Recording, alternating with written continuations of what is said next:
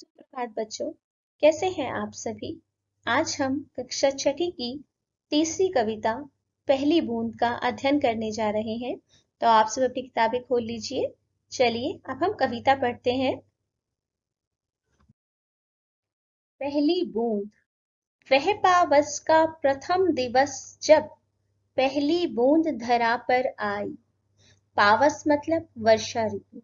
वर्षा ऋतु का प्रारंभ हो गया है और उसका प्रथम दिवस, पहला दिन, जब पहली बूंद धरती पर आ गिरी, अर्थात वर्षा ऋतु की पहली बारिश का चित्रण यहाँ किया गया है कि जब पहली बारिश धरती पर गिरी तो किस प्रकार धरती पर चारों तरफ खुशियां ही खुशियां, उत्साह और उमंग ही उमंग दिखाई दे रही थी।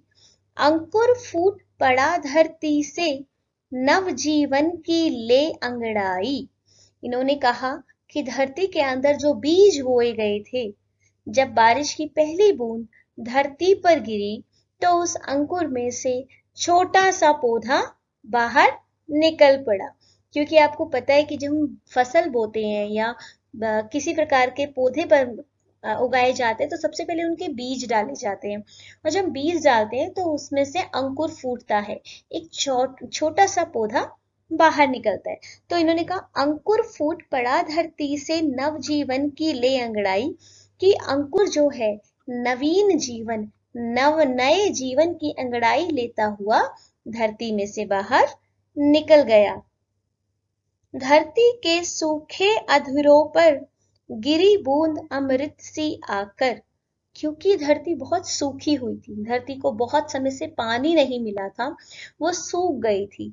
ऐसे में जब बारिश की पहली बूंद धरा पर आकर गिरी तो ऐसा लगा जैसे धरती के सूखे अधरों पर, अधर मतलब होते हैं होठ, कि धरती के सूखे होठों पर गिरी बूंद अमृत सी आकर, कि अमृत के समान बूंद आकर गिर गई।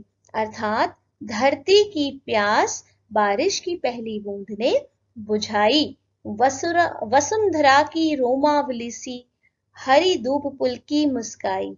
और वसुंधरा की रोमावली, वसुंधरा बेटा धरती को ही कहा जाता है, रोमावली मतलब रोम रोम।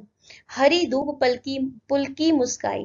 हरी धूप जो होती है, जो घास होती है ग्रीन कलर की, पतली पतली लंबी लंबी, उसे हरी धूप कहा जाता है। पुलकी मुस्काई मतलब हल्की हल्की उसने मुस्कान दी, वो खुश हो गई। तो वसुंधरा की रोमावली सी, हरी धूप पुलकी मुस्काई, कि वसुंधरा धरती की रोम के समान हरी धूप मुस्कुरा उठी। क्यों मुस्कुरा उठी?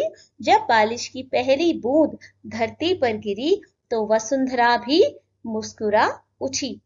पहली बूंद धरा पर आई। आसमान में उड़ता सागर लगा बिजलियों के स्वर्णिम पर। इन्होंने कहा आसमान में उड़ता सागर, यहाँ काले बादलों को उड़ता सागर की संज्ञा दी गई है कि काले बादल आसमान में उड़ते हुए सागर के समान प्रतीत हो रहे हैं। जैसे सागर में बहुत पानी भरा होता है, उसी प्रकार काले बादल भी पानी से भरे हुए हैं। तो ऐसा लग रहा है जैसे आसमान में सागर ही उड़ रहा हो। लगा बिजलियों के स्वर्णिम पर, और उसने कैसे पर लगा लिए? पर का अर्थ होता है पंख, और स्वर्णिम क्या होता है? सोने के समान। तो और किसके पंख है? वो बिजलियों के सोने के समान पंख काले बादलों ने अपने ऊपर लगा लिए हैं। वो पूरे आकाश में सागर के समान दौड़ते हुए घूम रहे हैं। बजा नगाड़े जगा रहे हैं बादल धरती की तरुणाई। पहली बूंद धरा पर आई। जब पहली बूंद धरती पर आई तो ऐसा लग रहा है कि जैसे बिजलियां जो कौंध रही है, बिजलियां जो कड़क रही हैं, उसकी आवाज नगाड़ों के समान प्रतीत हो रही है।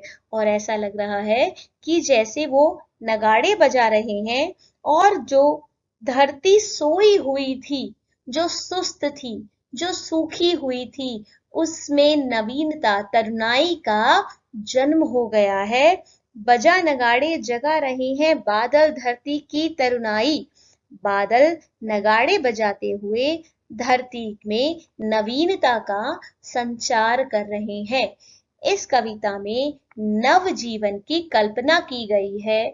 बताया गया है कि बारिश की पहली बूंद किस प्रकार धरती में खुशियां ही खुशियां, उमंग और एक नवीन जीवन की आशा भर देती है। नीले नयनों सा यह अंबर, काली पुतली सी ये जलधर। यहाँ पे आकाश को नीली आंखों के समान बताया गया है। नीले नयन नीली आंखें, अंबर आसमान, काली पुतली से यह जलधर, जलधर बादल को कहा जाता है। यहाँ काले बादल जो है वो आंखों के अंदर जो काली पुतली है उसके समान है। तो कवि कहते हैं नीले नयनों सा यह अंबर, की आकाश जो है वो नीली आंखों के समान है और काले बादल काली पुतली के समान है। करुणा विगलित अश्रु बहाकर धरती की चिर प्यास बुझाई। इन आंखों ने दया रूपी अश्रु बहाकर, करुणा विगलित मतलब करुणा से, दया से पिघलकर जो आंसू बह रहे हैं उससे धरती की चिर प्यास, बहुत ज्यादा जो उसे प्यास लगी थी, सदियों की जो उसकी प्यास थी वो बुझा दिए। अर्थात नीले अंबर पर जो काले बादलों से वर्षा हुई वो ऐसा लग रहा है कि नीली आंखों से दया के अश्रु बह रहे हैं और उन अश्रुओं से धरती की चिर प्यास, बहुत ज्यादा जो प्यास लगी थी वह बुझा दी है। बूढ़ी धरती शस्य श्यामला, बनने को फिर से ललचाई, पहली बूंद धरा पर आई। और जो धरती बूढ़ी धरती हो गई थी, जो बूढ़ी हो गई थी, जो सूखी पड़ी थी, जिसे इतनी प्यास लगने के कारण, प्यासे होने के कारण जो अपनी सुंदरता खो बैठी थी, उस प्यासी धरती में भी पहली बूंद ने एक उत्साह भर दिया है और शस्य श्यामला, हरी भरी होने का एक चाव भर दिया है, एक खुशी भर दी है, एक उम्मीद भर दी है।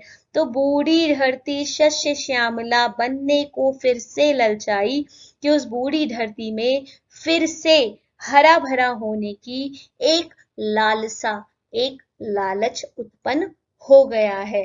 अर्थात बारिश की पहली बूंद से जो धरती सूख गई थी, जो फसलें सूख गई थी, जो चारों तरफ सूखा पड़ गया था, अब वह खत्म हो गया है। बारिश की पहली बूंद से अंकुर फूट गया है और चारों तरफ हरियाली ही हरियाली हो गई है। इस तरह यहाँ कवि गोपाल कृष्ण कोल यह वर्णन कर रहे हैं कि वर्षा ऋतु के आने से चारों तरफ खुशियां ही खुशियां हो जाती है और वसुंधरा बहुत ही उमंग और उत्साह से बढ़ जाती है, उसकी प्यास बुझ जाती है और फसलें उगने का सही समय भी हो जाता है। उस समय हमारी धरती पूरी हरियाली से लथपथ हो जाती है, चारों तरफ हरियाली ही हरियाली होती है और उसकी चिर प्यास बुझ जाती है। इस कविता के कवि गोपाल कृष्ण कोल जो है वो प्रकृति से संबंधित कविताएं लिखते हैं और यहाँ पे भी उन्होंने प्रकृति से जुड़ी हुई एक कविता आपके सामने प्रस्तुत की है। उम्मीद करती हूँ आपको ये कविता जरूर समझ आई होगी।